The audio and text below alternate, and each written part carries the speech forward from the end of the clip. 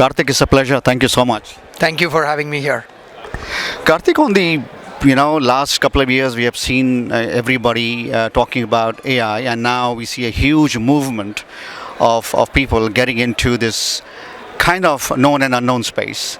Different industries, different verticals, we have to figure out our niches, etc. But people are still curious and trying to learn. What is the one of the better ways to figure out what is going to be good for us based on what you know well in this particular technology? Yeah, I think the last 12 to 18 months has been two parallel tracks of activity. One is the infrastructure build out, the technology build out that was happening, and large enterprises experimenting various use cases with it. I think we are entering a stage of scaled implementations of these use cases that make more value. I think it's the way organizations can decode this is looking at it from a value lens and people lens. Value both from efficiency perspective, where you could use low-hanging fruits like the co-pilots and agentic systems that are already available as SaaS solutions in the market, or embedded AI solutions that are coming with tier 1 class A software.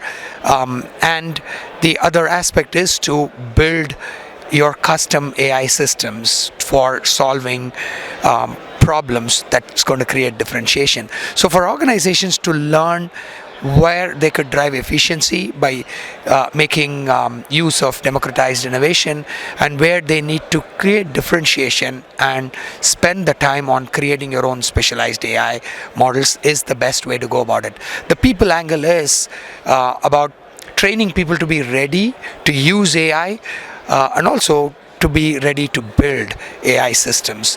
That's how we would see organizations going about it. The other side is the startup ecosystem, right? People who are, building these startups, they want to build technology that are going to be relevant to the bigger companies and tag along with them as they keep improving and find a niche, and then try to, get absorbed by these companies. What is your advice to these startups who are trying to find a foothold? I think there's always been a challenge with the startup community for large enterprises in the form that these innovations have been groundbreaking. Yet large companies find it difficult to work with startups because of the usual challenges of security, portability, long-term resilience of these startup organizations, and the feeling of obsolescence, whether something else will come overnight and change this. I think the best way to tap into this innovation is through larger ecosystem, because there is value in the innovation that's happening in the early stage startup community. As the companies are smaller and smaller, they are a lot more bold, and they may come up with newer disruptive capabilities. And the best way to use that is either ride on top of one of the larger ecosystems, the Microsoft, Amazon, Google, SAP, Oracle, Salesforce, and the likes, the larger software or technology ecosystem, or larger integrator ecosystem like the Accentures of the world, and there are other companies like us, so that the benefits of these early stage innovation can be tapped into by large enterprises.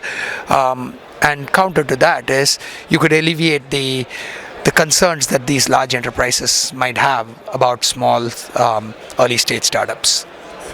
Karthik, I know you're on a tight schedule, and I really appreciate you taking the time. Thank you for being here. Thank you so much for having me here.